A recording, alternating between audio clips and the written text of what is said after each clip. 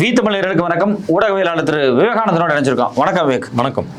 பாமக தலைவர் அன்புமணி ராமதாஸ் நாங்க ஒரு தலித்தை முதலமைச்சராக்கும் அப்படின்னு சொல்லியிருக்காரு. அது மட்டும் இல்லாம திரு மருத்துவர் ராமதாஸ் அவர்கள்ட்ட இருந்து ஒரு கடிதம் விசிக தலைவர் திருமாவளவன் அவர்களுக்கு வந்த மாதிரியும், அதுல குறிப்பா வட தமிழ்நாட்டில் இங்க இருக்கக்கூடிய வன்னியர் சமூகமும் பறையர் சமூகமும் ஒன்னா சேர்ந்துனா நம்ம ஒரு பெரிய வெற்றி படைக்க முடியும், ஆட்சியை பிடிச்சிட முடியும்னு சொன்னதாகவும் ஒரு உரையாடல் நடந்துகிட்டு இருக்கு. இந்த கடிதம் குறித்து ஒரு டிவி டிபேட்ல பாத்தீங்க அப்படின்னா திரு ரவிக்குமார் அவர்களே சொல்றாங்க, ஏன் இந்த டிபேட் திடீர்னு ஆரம்பிச்சிருக்கு, இதெல்லாம் சாத்தியமா, எதுக்காக பாமக இதை செய்யறாங்க? திடீர் ஞானோதயம் நினைக்கிறேன். அந்த ஒரு படத்துல ஒரு காமெடி வரும்ல, இதை இட்லின்னு சொன்னா சட்னி கூட நம்பாது. அந்த மாதிரிதான் பாமக தலைவர் ஒரு தலித்தை முதலமைச்சராக்குவோம் அப்படின்னு சொல்றது அந்த மாதிரிதான் இருக்கு நமக்கு கேட்கும்போது. ஒருவேளை அப்படி உண்மையிலே ஆக்குனாலுமே இப்போ நம்ம பிஜேபி எடுத்துக்கிட்டோம்னா, நாங்கள் எல்முருகனை பாஜக தலைவராக தமிழ்நாட்டில் போட்டாங்க. அது போட்டுட்டு என்ன பண்ணாங்கன்னா, நாங்கள் ஒரு தலித்தை தலைவராக மாற்றிவிட்டோம் அப்படின்னு ஒரு பிரச்சாரம் பண்ணுறதுக்காகவே அப்படி ஒரு நபரை பாஜக தலைவராக போட்டாங்க. ஒரு பழங்குடி சமூகத்தை சேர்ந்த பெண்மணியான திரௌபதி முர்மு அவங்கள குடியரசுத் தலைவராக போட்டாங்க. எதுக்கு போட்டாங்கன்னா, நாங்கள் ஒரு பழங்குடி சமூகத்தை சேர்ந்தவரை குடியரசுத் தலைவர் ஆக்கிட்டோம் அப்படின்னு சொல்கிறதுக்காகவே அதை போட்டாங்க. அப்படி தான் அப்துல் கலாமை குடியரசுத் தலைவராக பாஜக சார்பில் ஆக்குனாங்க. எதுக்குன்னா, எங்களை முஸ்லீம் விரோதின்னு நீங்கள் சொல்கிறீங்க, நாங்கள் ஒரு முஸ்லீமை குடியரசில் முதல் குடிமகன் ஆகிட்டோம் பாருங்கள் அப்படின்னு சொல்கிறதுக்காக போட்டாங்க. அப்போ அப்துல் கலாம் குடியரசுத் தலைவர் ஆனதுனால இந்தியாவில் இருக்கக்கூடிய இஸ்லாமியர்களுக்கு பாதுகாப்பு வந்துடுச்சா, பாஜக இஸ்லாமியர்களுக்கு எதிராக செயல்படலையா அப்படின்னு பார்த்தோம்னா அப்படிலாம் இல்லை. அதிகாரத்தில் பங்கு கொடுத்துருச்சா அப்படிலாம் இல்லை. இன்னைக்கு இந்த 10 வருஷத்துல இஸ்லாமியர்கள் மேல இந்தியா முழுக்க எவ்வளவு தாக்குதல்கள் நடத்தப்படுது அப்படிங்கிறத ஆவணப்பூர்வமா நம்ம பார்த்துக்கிட்டு இருக்கோம். வழக்குகள் போடப்பட்டிருக்கு, சொத்துக்கள் சூறையாடப்பட்டிருக்கு, வீடு இடிக்கப்பட்டிருக்கு, பெண் மாட்டுக்கறி வச்சிருந்திருக்காங்க, அடிச்சு நொறுக்கி உலவனப்பட்டிருக்காங்க. திரௌபதி முர்முவை குடியரசுத் தலைவர் ஆகிட்டதுனால பழங்குடி மக்கள்லாம் விடுதலை விட்டுட்டாங்களா, பழங்குடி மக்களுடைய பிரச்சனைகள்லாம் தீர்க்கப்பட்டுருச்சான்னு பார்த்தோம்னா கிடையாது. இன்னைக்கும் எவ்வளவு பிரச்சனைகள் நடந்துட்டு இருக்கு. மணிப்பூர்ல பழங்குடி மக்கள் எப்படியெல்லாம் கொல்லப்பட்டு இருக்காங்க, அவங்களுடைய சொத்துக்கள் எப்படி அழிக்கப்பட்டு இருக்கு. இந்தியா முழுக்க இருக்கக்கூடிய பழங்குடியின மாணவர்களுக்கான ஸ்காலர்ஷிப்பே கட் பண்ணப்பட்டிருக்கு நிறையா. அதை நம்ம நேரடி சாட்சியமா நம்ம பார்த்துக்கிட்டு இருக்கோம். அப்ப எப்படி பாஜக அவங்களுக்கு எதிராக இருக்கக்கூடிய அந்த பாயிண்ட் எல்லாம் ரெக்டிஃபை பண்ணிட்டோம் அப்படின்னு காமிக்கிறதுக்காக நாங்கள் ஒரு பழங்குடிய குடியரசுத் தலைவர் ஆகிட்டோம், ஒரு இஸ்லாமிய குடியரசுத் தலைவர் ஆகிட்டோம், மோடியவே இப்போ நாங்கள் ஒரு ஓபிசியை பிரதமர் ஆகிட்டோம்லாம் சொல்கிறாங்க. மோடியே ஓபிசின்னு கிளைம் பண்ணக்கூடிய இடத்துல அன்புமணியே பார்த்தீங்கன்னா கடந்த சேலம் மாநாட்டில் பேசினார், இந்தியாவினுடைய மிகப்பெரிய ஓபிசி தலைவர்கள் 2 தலைவர்கள் மீட் பண்ணிட்டாங்க, 2 ஓபிசி தலைவர்கள்னு பேசினாரு. அப்போ என்னன்னா, அவங்க மீது வைக்கக்கூடிய அந்த டிபேட் இருக்குல்ல, அவங்க இதுக்கெல்லாம் எதிராக இருக்கீங்க, பாஜக ஓபிசிக்கு எதிராக இருக்கு, பாஜக இஸ்லாமியர்களுக்கு எதிராக இருக்கு, பாஜக பழங்குடிகளுக்கு எதிராக இருக்கு அப்படின்னு சொல்லப்படக்கூடிய அந்த வாதங்களை அவங்க செயல்பாட்டின் மூலமா சரி பண்ண விரும்பல. ஒரு அடையாளத்தை முன்னிறுத்தி நாங்கள் சரி பண்ணிட்டோம் பார்த்தீங்களா, இந்த மாதிரி யாரையாவது நீங்கள் காங்கிரஸ் இது வரைக்கும் ஒரு பழங்குடிய குடியரசுத் தலைவர் ஆக்கியிருக்கா, இவங்க ஆக்கியிருக்காங்களா, அவங்க ஆக்கியிருக்காங்களா அப்படின்னு கேட்பாங்க.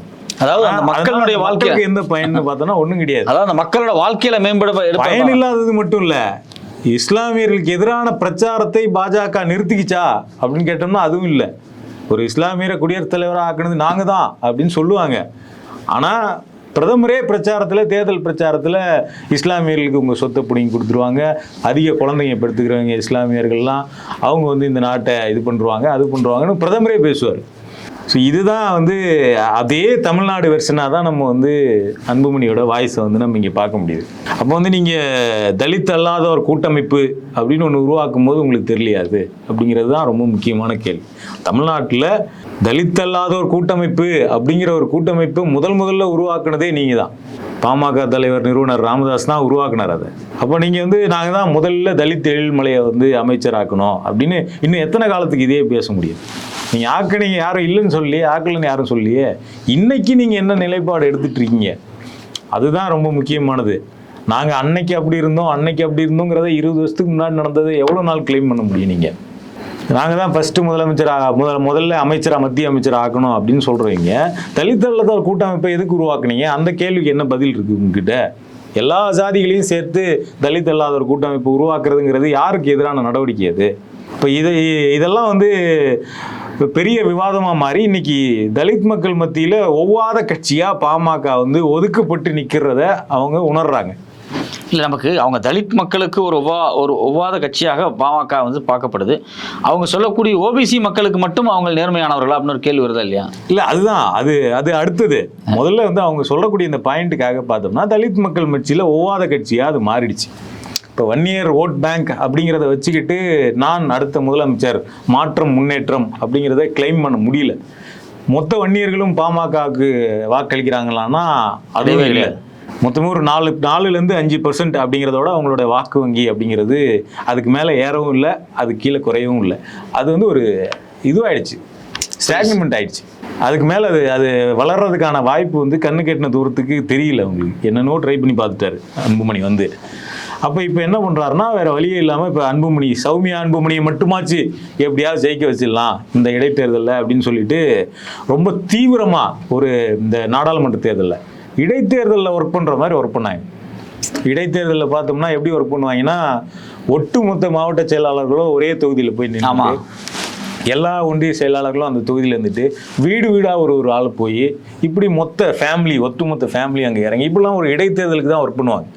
ஆனால் ஒரு நாடாளுமன்ற தேர்தலில் இத்தனை தொகுதியை வாங்கி போட்டிட்டாங்க, 10 தொகுதியில் போட்டிட்டவங்க ஒரு நாடாளுமன்ற தொகுதியில் ஒரே ஒரு தொகுதியை மட்டும் கான்சென்ட்ரேட் பண்ணி பெரும்பாலான மாவட்ட செயலாளர்கள் அந்த தொகுதியை விட்டு வெளியே போகல, அப்படி ஒர்க் பண்ணாங்க. அதனால தான் அந்த தொகுதியில் பெரிய ஓட் பேங்க் காமிச்ச பாமகவால் மற்ற வட மாவட்டங்களில் இருக்கக்கூடிய மற்ற தொகுதிகளில் காட்ட முடியல. அப்போ அப்படியெல்லாம் நீங்கள் ஒர்க் பண்ணியும் பார்த்தோன்னா அவங்க லீடிங்னு கடைசி வரைக்கும் வந்தவங்க அரூர் தொகுதியுடைய ஓட்டு எண்ணும் போது காலி தோத்துட்டாங்க, 2வது இடத்துக்கு போயிட்டாங்க, பின்னடைவாயிடுச்சு. அப்போ அரூர் தொகுதியில் மற்ற எல்லா தொகுதியிலையும் தருமபுரி நாடாளுமன்ற தொகுதியில் இருக்கக்கூடிய 6 சட்டமன்ற தொகுதியில் பெண்ணகரம் பாலக்கோடு இப்படி இப்போ எல்லா சட்டமன்ற தொகுதியிலையும் லீடிங்கில் வராங்க. அரூர் வரும்போது பார்த்தோம்னா பாதிக்கு பாதி இவங்க வந்து 45,000 ஓட்டு, அது 85,000 ஓட்டு திமுக வாங்குது. இப்போ அரூர் தனி தொகுதி, அங்கே தலித் மக்களுடைய வாக்கு வங்கி வந்து பாமகவை சௌமியா அன்புமணியை தோக்கடிக்குது. ஸோ அப்போ நீங்கள் வந்து தலித் அல்லாதோர் கூட்டமைப்பு, தலித் அல்லாதோர் வாக்குகள்லாம் வச்சுக்கிட்டு ஜெயிக்க முடியாது அப்படின்னு தெரிஞ்சிருச்சு. தலித் மக்களுடைய ஓட்டு தேவைப்படுது, அது இல்லாமல் ஜெயிக்க முடியாது அப்படிங்கிறத அன்புமணி 2019 எலெக்ஷனில் தோத்தாரு, 2024 சௌமியா அன்புமணி தோத்தாங்க. அப்போ எந்த இடத்துலையும் நம்மளால் தமிழ்நாட்டில் தலித் மக்களுடைய வாக்கு இல்லாமல் ஜெயிக்க முடியாது, நம்மளால் அரசியல் பண்ண முடியாது, பார்கெயின் பண்ண முடியாதுன்னு தெரிஞ்சிடுச்சு. அதனால இப்போ என்ன பண்ணுறாங்கன்னா, நாங்கள் தான் தலித் முதலமைச்சர் ஆகிறோம். இப்போ கூட கடந்த 3 நாளாக பார்த்தோம்னா பாமக நிறுவனர் ராமதாஸ் வந்து நாங்கள் பழைய காலத்தில் அவங்க கனல்னு ஒரு பத்திரிகை நடத்தினோம், அதில் வந்து பார்த்தோம்னா ஆதி திராவிடர் வன்னியர் இந்த வாக்குகள்லாம் வந்து சேர்த்தாலே வந்து பெரிய பவர்ஃபுல்லான ஓட்டு, இதை வந்து மற்ற ஆதிக்க ஜாதிகள்லாம் உரிகிறாங்க இந்த 2 வாக்குகளையும். ஆதி திராவிடர் வன்னியர் வாக்குகளை பயன்படுத்திக்கிட்டு ராஜாஜிலிருந்து கருணாநிதி ஜெயலலிதா எம்ஜிஆர் வரைக்கும் எல்லாரும் டிராவல் பண்ணுறாங்க, இந்த 2 சமுதாய வாக்குகள் தான் தமிழ்நாட்டுடைய வெற்றியை தீர்மானிக்கிற வாக்குகள் அப்படின்னு இப்போ 2-3 நாளாக போட்டுக்கிட்டு இருக்காரு. அப்போ என்னன்னா ஒரு இப்போதான் அவங்களுக்கு புரியுது நம்ம வந்து எவ்வளோ பெரிய மிஸ்டேக் பண்ணியிருக்கிறோம் அப்படின்னு. இப்போ கூட வந்து ஒரு சமூகம், ஒரு தலித் சமூகத்தை, ஒடுக்கப்பட்ட சமூகத்தை அவங்கள வந்து காயப்படுத்துறது, அங்கே நடக்கக்கூடிய காதல்களை நாடக காதல்னு சொல்றது, அதை நிறுத்தல, வீட்டை எரிக்கிறது, இதெல்லாம் பேசல, அந்த கேம்பெயினை நிறுத்தல. ஆண்ட பரம்பரைன்னு சொல்கிற கேம்பெயினாக இருக்கட்டும், இல்லை நாடக காதல்னு சொல்கிற கேம்பெயினாக இருக்கட்டும், இல்லை மோகன்ஜி மாதிரியான இயக்குநர்களை வந்து கூப்பிட்டு வச்சு பாராட்டுறதா இருக்கட்டும், இதெல்லாம் நிறுத்தலை. வாக்கு வங்கியில் சில வாக்குகளை எப்படியாவது வாங்கணும் நம்ம ஜெயிக்கிறதுக்காக, நம்மளை வந்து ஒட்டுமொத்தமாக தலித்துகளுக்கு எதிரான கட்சின்னு பிராண்ட் ஆகிட்டோம், அதை எப்படியாவது மாற்றணும் அப்படின்னு முயற்சி பண்ணுறதுக்காக இப்படி ஒரு வாதத்தை வந்து முன்வைக்கிறாங்க. இப்போ கூட பார்த்தோம்னா ஒரு அரூர் தொகுதியில் பட்டியலின சமூகத்தை சேர்ந்த கொஞ்சம் பேர் வந்து பாமகவில் இணைஞ்சிருக்காங்கன்னு பாமக நிறுவனர் ஃபேஸ்புக்கில் போடுறார் போஸ்ட். பார்க்குறதுக்கே நமக்கு இதுவாக இருக்குது. இது வரைக்கும் எந்த கட்சியிலையும் இப்படி ஒரு பதிவு நான் பார்த்தது கிடையாது. எல்லா கட்சியிலையும் அதிமுகவிலேருந்து வந்து திமுகவில் இணைஞ்சாங்க, இல்லை திமுகலேருந்து அதிமுகவில் இணைஞ்சாங்க, வேற கட்சியிலேருந்து நாம் தமிழர்ல வந்து இதில் இணைஞ்சாங்க, இதுலேருந்து நாம் தமிழர் இணைஞ்சாங்க, இப்படி தான் போடுவாங்களே தவிர பட்டியலின சமூகத்தை சேர்ந்தவர்கள் வந்து பாமகவில் இணைஞ்சாங்க, எங்கள் கட்சியில் இணைஞ்சாங்கன்னு யாருமே கிளைம் பண்ணி நான் பார்த்ததில்லை. குறிப்பிட்ட சாதியை பேரை போட்டு அப்போ அவங்களாம் உங்கள் கட்சிக்கு வரமாட்டாங்க அப்படிங்கிறது நீங்கள் போடுற பதிவுலேருந்தே தெரியுது. யாரோ சில பேரை இணைச்சிட்டு இவங்களும் எங்கள் கட்சியில் இணைகிறாங்க அப்படிங்கிறத காட்டுறீங்க. பாஜகவில் வேலூர் இப்ராஹிம்னு ஒரு ஆளை வச்சுருப்பாங்க, இங்கே எப்பயும் வந்து எல்லா கூட்டத்திலையும் அவர் தொப்பி போட்டு நின்று இருப்பாரு. என்னன்னா முஸ்லீம்களும் பாஜகவில் இருக்கிறார்கள் அப்படின்னு காட்டுறதுக்காக அந்த ஒரு நபரை வந்து வச்சிருப்பாங்க. அந்த மாதிரி இவர் வந்து பட்டியலினத்தவர் இங்க கட்சியில் இணைஞ்சாங்கன்னு சொல்லிட்டு ஃபேஸ்புக்கில் போஸ்ட் போடுறாரு. இப்படி ஒரு பதிவு நான் எங்கேயுமே பார்த்தது இல்லை. அப்போ இதெல்லாம் வந்து என்னன்னா இங்கே நடந்த அந்த அரசியல் மாற்றங்கள் இருக்குல்ல, அது இவங்களுக்கு ஒரு கட்டாயத்தை ஏற்படுத்துது. இவங்க வந்து இந்த ஆதிக்க சாதி அரசியலை பேசி இங்கே வந்து நம்ம ஜாதி அரசியல் மூலமா கால் ஊன்றிடலாம் அப்படின்னு நினைச்சாங்க. அதாவது ரெண்டு சமூகத்துக்கு இடையில ஒரு மிகப்பெரிய டேமேஜ் இந்த 20 ஆண்டுகள் இவங்க ஏற்படுத்தியிருக்காங்க. ஆமா, அந்த டேமேஜ் சரி செய்யறதுக்கான எந்த வேலை திட்டமும் இல்லை அவங்களுக்கு. அது எதுவுமே கிடையாது. இவங்க வந்து அந்த பாலிடிக்ஸ் தான் வந்து நம்மளை காப்பாற்றும், நம்ம அது மூலமா கால் ஊன்றிடலாம், நம்ம வந்து ஒரு நமக்கு நேர் எதிரியை கட்டமைச்சோம்னா எப்படி பாஜக வந்து முஸ்லீம் பார் அவன் நாட்டை ஆக்கிரமிக்க போறான் அப்படின்னு சொல்லி இந்துத்துவத்தை வளர்க்குதோ அந்த மாதிரி ஒரு நியர்பை எதிரி இவனை பார், இவன் வந்து உனக்கு எதிராக வளர்ந்துகிட்டு இருக்கான், உங்க பொண்ணுங்களெல்லாம் தூக்கிட்டு போயிடுவான் சொல்லி இது பண்ணுவான் அப்படின்லாம் சொல்லி ஒரு எதிரியை கட்டமைச்சு அது மூலமா வன்னியர் இளைஞர்கள் வன்னியர் சமூகத்தை சேர்ந்தவங்கெல்லாம் நம்ம ஸ்ட்ராங் ஹோல்டா மாற்றி நம்ம அதுலேருந்து ஒரு வெற்றி ஈட்டிலாம் மற்ற ஆதிக்க சமூகத்தை சேர்ந்தவங்களும் ஏதோ இந்த வாதத்தை வந்து அவங்களும் ஏற்றுக்குவாங்க அப்படிங்கிறது தான் அவர் எடுத்த ஃபார்முலா. இப்போ தலித்து எதிரியாக காட்டினா வன்னியர் மட்டும் இல்லை, மற்ற சமூகங்கள் இருக்காங்கல்ல இடைநிலை ஜாதிகள், அவங்களும் இதை ஏற்றுக்குவாங்க, நம்ம பின்னாடி அணிதிரளுவாங்க அப்படின்னு அவர் பார்த்தாரு. ஆனால் எந்த சமூகமும் அணிதிரளல. ஏன்னா தமிழ் சமூகம் ஜாதியின் பின்னால் அணி திரளலை அப்படிங்கிறத பல எலெக்ஷனாக தொடர்ச்சியாக காட்டிக்கிட்டு இருக்கு. ஒரே ஒரு எலெக்ஷனில் அன்புமணி ஜெயிச்சது மட்டும்தான். அதுக்கு அடுத்ததுலேருந்து படிப்படியான தோல்விகள் தான் பாமகவுக்கு இருக்கு. தமிழ்நாட்டு மக்களினுடைய அந்த சாதி அரசியலை ஏற்றுக்கொள்ளாத உணர்வு அது வந்து பாமகவிற்கு ஒரு படிப்பினையை கொடுத்துருக்கு. அதை எப்படியாவது மாற்றணும், நம்ம வந்து இனிமேல் இந்த பிராண்டில் இருந்தோம்னா நம்மளால் அரசியலில் நிலைக்க முடியாது அப்படின்னு சொல்லிட்டு இப்போ இந்த ட்ரையெல்லாம் பண்ணுறாங்க. நமக்கு வர கேள்வி என்னன்னா, நீங்கள் பாஜகவோட கூட்டணியில் இருக்கீங்க. இப்போ கூட ஒரு இஷ்யூ வந்துச்சு, இடஒதுக்கீடுன்னு பேசுகிறீங்க, தலித் மக்களுக்கு நாங்கள் தான் கொடுத்தோம்னு சொல்கிறீங்க. இப்போ கூட ஒரு இஷ்யூ வந்துச்சு, லேட்ரல் என்ட்ரி மூலமாக யூனியன் கவர்மெண்ட்டுடைய ஜாயின்ட் செக்ரட்டரியாக இருக்கட்டும், அடிஷனல் செக்ரட்டரி இவங்களெல்லாம் வந்து இந்த ரிசர்வேஷனே இல்லாமல் நேரடியாக எடுத்துக்கிற மாதிரியான ஒரு சிஸ்டத்தை கொண்டு வந்தாங்க. அப்போ உங்கள் சைட்லேருந்து நீங்கள் என்ன எதிர்ப்பு தெரிவிச்சிங்க, இல்லை என்ன போராட்டம் நடத்துனீங்க? அண்டம் நடுநடுங்க போராட்டம் நடத்தும், உலகமே உருள போகுது, ஏதோ நடக்க போகுது அப்படின்லாம் இங்கே இந்த 10.5% நீங்கள் பேசுகிறீங்க. அதுக்காக நீங்கள் அதெல்லாம் நடத்துனீங்களான்னு கேட்டால் அதுவும் நடந்த மாதிரி தெரில. இதெல்லாம் பேசுனீங்க. இப்போ உங்கள் கூட்டணியில் இருக்கக்கூடிய பாஜக தான் ரிசர்வேஷனுக்கு எதிரான திட்டங்களை கொண்டு வருது. ரிசர்வேஷனுக்கு எதிராக இடபிள்யூஎஸ் கொண்டு வந்தாங்க, எக்கனாமிக்கலி வீக்கர் செக்ஷன் ஒன்று கொண்டு வந்து ரிசர்வேஷனை காலி பண்ணுறதுக்கான வேலையை பார்க்குறாங்க. அப்போல்லாம் நீங்கள் அதை எதிர்த்து என்ன பாஜக கூட்டணியில் நீங்கள் எப்படி இருக்க முடியும்? இப்போ கூட சென்ட்ரல் கேபினெட்டில் அதே மாதிரி சென்ட்ரல் செக்ரட்டரியேட்டில் ஜாயின்ட் செக்ரட்டரி, டைரக்டர் எல்லாருமே பெரும்பாலும் உயர் சாதியினராக தான் இருக்காங்க அப்படின்னு நேரடியாகவே ராகுல் காந்தி பேசினார். அது மட்டும் இல்லாமல் பட்ஜெட் கிண்டின ஃபோட்டோ எடுத்து காமிச்சார், பட்ஜெட் போட்டு அல்வா கிண்டின ஃபோட்டோ காமிச்சு இதுலேயே யார் ஓபிசி எஸ்சி எஸ்டி இல்லை அப்படின்னு ஒரு காமிச்சாரு. நீட் தேர்வு இருக்குது, நீட் தேர்வில் பாதிக்கப்படுறதுல வன்னியர் சமூக மாணவர்கள் பெரும்பான்மையாக இருக்காங்க. அப்போ நீங்கள் பாஜகவோட எப்படி நீங்கள் இருக்க முடியும் கூட்டணியில்? இதெல்லாம் ஜாதிவாரி கணக்கெடுப்பு நடத்த மாட்டேங்குது. ஜாதிவாரி கணக்கெடுப்பு நடத்தணும். நீங்க தமிழ்நாடு முதலமைச்சரை பார்த்து கேட்குறீங்க, உன்னை வந்து பார்க்கறதுக்கே எனக்கு அசிங்கமா இருக்குன்னு ஒருமையில பேசுறீங்க. நீங்க ஒரு முதலமைச்சரை ஜாதிவாரி கணக்கெடுப்பு நாங்க நடத்தவே மாட்டோம்னு சொல்றக்கூடிய பிரதமர் மோடியை பார்த்து நீங்க சமூக நீதி தலைவர் சொல்றீங்க, ஓபிசி தலைவர்னு சொல்றீங்க. இது எப்படி? இதுதான் உங்க சமூக நீதியா? அப்போ இதெல்லாம் வந்து நீங்கள் வந்து பாஜகவோட இருந்துக்கிட்டு நீங்கள் வந்து சமூக நீதி பேசுகிறதுங்கிறதே ஒரு நகைச்சுவையான முரண்பாடான விஷயம்தான். இப்போ இது ரொம்ப முக்கியமாக இன்னொரு விஷயம் என்ன அப்படின்னா, இப்போ தலித் மக்களுக்கு கடந்த 20 ஆண்டுகளாக பண்ண டேமேஜ் குறித்தான ரெக்டிஃபிகேஷனுக்கு எதையுமே பேசல. அது தவறுன்னு கூட அவங்க ஏற்றுக்கல. அதாவது இளவரசன் கொலையிலிருந்து நம்ம இங்கே நடந்த பல ஆணவ கொலைகளுக்கு காரணமாக இருந்த இந்த கட்சி பின்னாடி இது செயல்பட்டுருக்கு. குடிசைகளை கொளுத்தினதாக இருக்கட்டும், வன்மமாக பேசினதாக இருக்கட்டும், பிரச்சாரம் பண்ணதாக இருக்கட்டும், 2 சமூகத்தையும் பிளந்ததாக இருக்கட்டும், எல்லா வேலையும் இந்த பாமக தலைவர்கள் பண்ணியிருக்காங்க. இதெல்லாம் கடந்த காலத்தில் நடந்த தவறுகள், நாங்கள் மன்னிப்பு கேட்குறோம் அப்படிங்கிறதெல்லாம் எதுவும் சொல்லாமல் தேர்தலை மையமாக வச்சு தான் பையனை வந்து ஒரு முக்கியமான அரசியல் தலைவராக மாத்துறதுக்கான ஒரு நாடகத்தை திரும்ப போறாரு. மன்னிப்பு அதெல்லாம் வேறங்க. இப்போ நீங்க வந்து ஒத்துக்கணும்ல, என்ன ஒர்க் பிளான் நீங்க வச்சிருக்கீங்க? ஃபர்ஸ்ட் அட்மிட் பண்ணணும், அட்மிட் பண்ணிட்டு ஒர்க் பிளானுக்கு வரணும். நான் பண்ண டேமேஜுக்கு ரெக்டிஃபை பண்றேன்னு நீங்க வந்து இப்போ நான் நாடக காதலை பத்தி நான் பேச மாட்டேன், இந்த மாதிரி ஒன்று நடக்குதுன்னு சொல்ல மாட்டேன்னு சொல்றீங்களா? தப்பு, நான் சொன்னது போய் அது ஒத்துக்கிறீங்களா? இல்லை. அப்போ நீங்கள் வந்து இவ்வளோ நாளாக பண்ண பிரச்சாரங்கள்லாம் நான் திருப்பி எடுத்துக்கிறேன்னு சொல்கிறீங்களா? இல்லை சிதம்பரத்தில் நின்று பானையை போட்டு உடைப்பேன், பானையை உடைப்போம் நம்மலாம் சேர்ந்துக்கிட்டு அப்படின்னு சொன்னது இல்லைன்னு சொல்கிறீங்களா? இல்லை சிங்கமா சிறுத்தையா பார்த்துக்கலாம் அப்படின்னு பேசுனதெல்லாம் இல்லைன்னு சொல்கிறீங்களா? இப்போ அதெல்லாம் இல்லை. இப்போ இதற்கெல்லாம் மேலே நீங்கள் பழைய காலத்துக்கு போகிறதுனால விடுதலை சிறுத்தைகள் கட்சியுடைய தலைவர் திருமாவளவன் தான் இன்னைக்கு உங்களோட எதிரியாக நீங்கள் கட்டமைக்கிறீங்க. அவர் யார் கூட நேச சக்தியாக இருந்தார்? 2011க்கு முன்னாடி 12-13க்கு முன்னாடி இந்த இளவரசன் தர்மபுரி சம்பவம் நடக்கிறதுக்கு முன்னாடி வரைக்கும் திருமாவளவனும் ராமதாஸும் ஒரே மேடையில் தானே நின்றுட்டு இருந்தீங்க.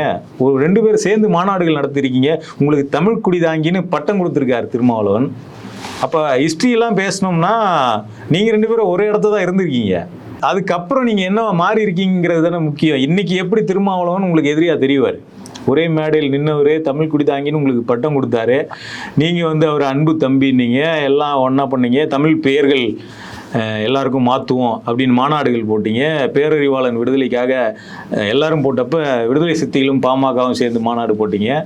இதெல்லாம் ஹிஸ்ட்ரியில் நடந்து இதே எவ்வளோ நாளுக்கு சொல்லிக்கிட்டு இருப்பீங்க. அதுக்கப்புறம் நீங்கள் என்னவா மாறினீங்க? அதுக்கப்புறம் கடந்த 15 வருஷமாக என்ன கேம்பெயின் பண்ணியிருக்கீங்க? இது இல்லை ரொம்ப முக்கியமானது. இன்னைக்கு அது என்ன சமூகத்தில் இம்பாக்டாக இருக்குது?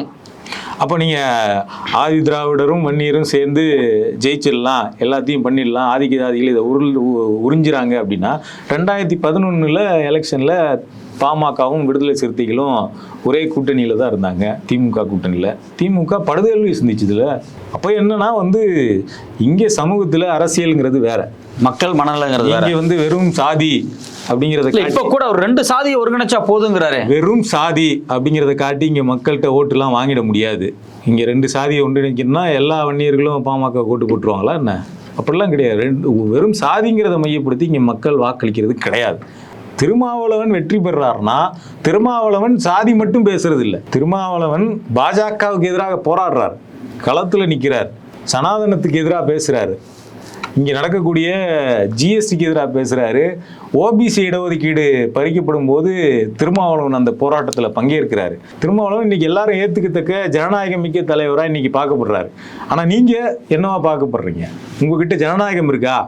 அதுதான் மிக முக்கியமான கேள்வி. உங்ககிட்ட ஜனநாயகம் இல்லை. நீங்கள் ஆளும் ஒன்றிய அரசு மாநில அரசுக்கு எதிராக செயல்படுறதுக்கு எதிரான போராட்டங்கள் நீங்கள் நடத்தலை. நீங்கள் அவங்களோட துணை போகிறீங்க. இதெல்லாம் பண்ணிட்டு வெறும் ஜாதிங்கிற கார்டு மட்டும் வச்சுட்டு எப்படி நீங்கள் ஜெயிக்க முடியும்? மக்கள் எல்லாத்தையும் பார்த்துட்டு தான் இருக்காங்க. மக்கள் ஒன்றும் ஜாதி இங்கே இருக்குது, ஜாதியெல்லாம் ஸ்ட்ராங்காக இருக்குது, ரூட்டில் ஜாதி இருக்குங்கிறதெல்லாம் உண்மை தான். ஆனால் மக்கள் ஆட்சியாளர்களை தேர்ந்தெடுக்கும் போது ஜாதியை மட்டும் பார்ப்பது கிடையாது. அப்படி பார்க்குற மாதிரி இருந்ததுன்னா நீங்கள் இந்நேரம் 5% வாக்கில் இதுக்கு பாமகவுடைய வாக்கு வங்கி சுருங்குது. 5% தான் வன்னியர்கள் இருக்காங்களா நான் தமிழ்நாட்டில்? இப்போ மக்கள் ஜாதியை தாண்டி நீங்கள் என்னவாக நடந்து கொள்கிறீர்கள், உங்களுடைய கொள்கை என்ன, இது எல்லாத்தையும் பார்த்து தான் வாக்களிக்கிறாங்க. அப்போ இதெல்லாம் விட்டுட்டு இந்த 2 சமூகம் சேர்ந்தால் ஜெயிச்சிரும், அந்த சமூகம் சேர்ந்தால் ஜெயிச்சிரும், இதெல்லாம் கிடையாது. நீங்கள் எந்த ஃபார்முலாவை யூஸ் பண்ணாலும் நீங்கள் களத்தில் மக்களுக்காக என்ன வேலை செய்கிறீங்க, நீங்கள் யார் கூட இணைஞ்சு நிற்கிறீங்க, யாருக்கு எதிராக உங்கள் அரசியலை செய்கிறீங்க, இதெல்லாம் ரொம்ப முக்கியமானது. இதெல்லாம் இல்லாமல் மக்கள் ஓட்டு போட மாட்டாங்க. அது ஒரு கனவு தான் அவர் காண்றதெல்லாம். முதலமைச்சர் ஆக முடியுமாங்கிறதே பாமகவிலிருந்து ஒரு முதலமைச்சர் வர முடியாது அப்படிங்கிறது அன்புமணிக்கு தெரியும். அதனால் அது ஒரு வாக்குறுதியை அவர் அள்ளி விடுறார், அவ்வளோதான், வேற ஒன்றும் இல்லை. பாமகவினுடைய குறிப்பாக அன்புமணி ராமதாசனுடைய உள் அரசியல் என்ன, ஏன் இந்த காம்ப்ரமைஸ் பேச்செல்லாம் வாயிலிருந்து வருது, அது உண்மையிலேயே காம்ப்ரமைஸா இல்லை அதுக்கு பின்னாடி இருக்கிற அஜெண்டா என்ன அப்படிங்கிற ரொம்ப தெளிவாக சொன்னீங்க. உங்களுடைய நேரத்துக்கு வரத்துக்கும் ரொம்ப நன்றி. நன்றி.